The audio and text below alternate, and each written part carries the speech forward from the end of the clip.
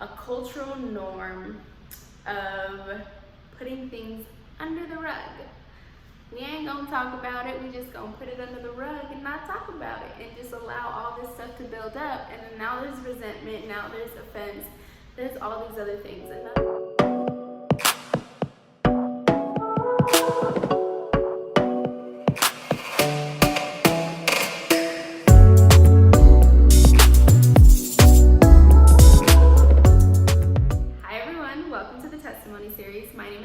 For those of you who do not know me, like I mentioned before, this is a series where I share with you all issues that God has either helped me overcome or is still helping me overcome, in hopes that the God version of you would come forth, in hopes that you would gather a tool that would help you heal, or gather a word that would help transform the way that you think.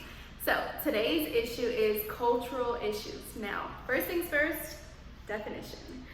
So it says that culture means the customary beliefs, social forms, and material traits of a racial, religious, or social group. The set of shared attitudes, values, goals, and practices that characterizes an institution or organization. The set of values, conventions, or social practices associated with a particular field, activity, or societal characteristic.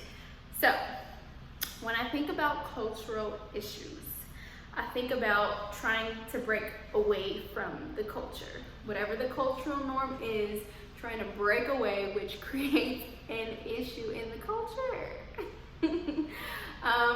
Basic cultural norm, I would say in Los Angeles, right?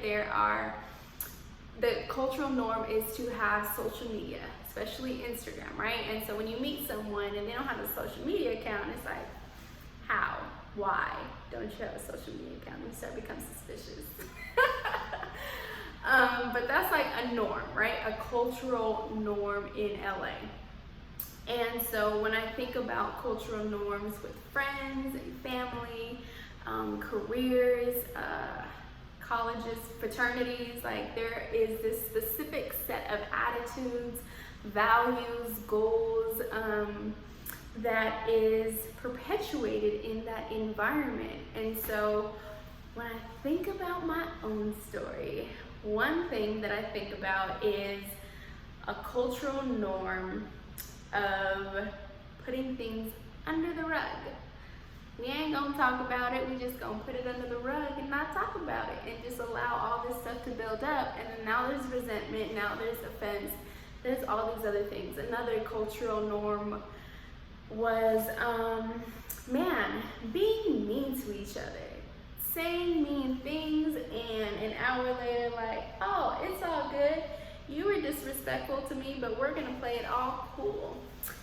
And what was another cultural norm for me? I wrote it down. Oh man, I remember cheating being normalized in the culture that I was in, and it'd be like, oh, you're young, you're not married, it's okay. So all of these different things that I had to choose to break away from once my mind was renewed and transformed. This goes back to the verse that I stand on for doing this testimony series, which is Romans 12:2. Allow God to transform the way that you think by changing you to a new creature, right?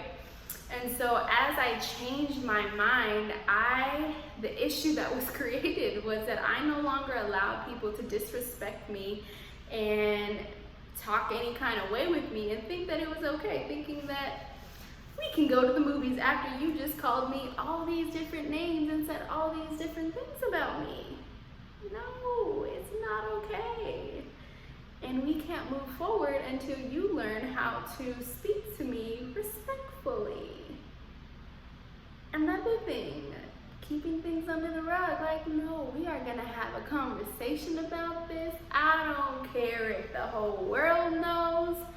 This is wrong. It's not okay. And the whole cheating thing, I think I definitely have shared stories about this. Like, I am like, no. I do my best to promote faithfulness in what you choose to do and how you choose to communicate and all of those different things, right?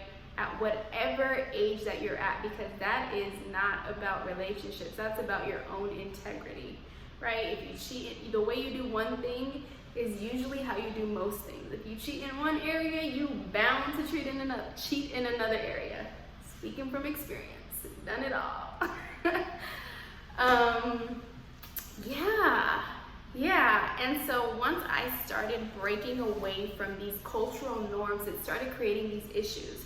Whenever you try to break away from anything, there's always going to be resistance within yourself and within the things or people that you're connected to.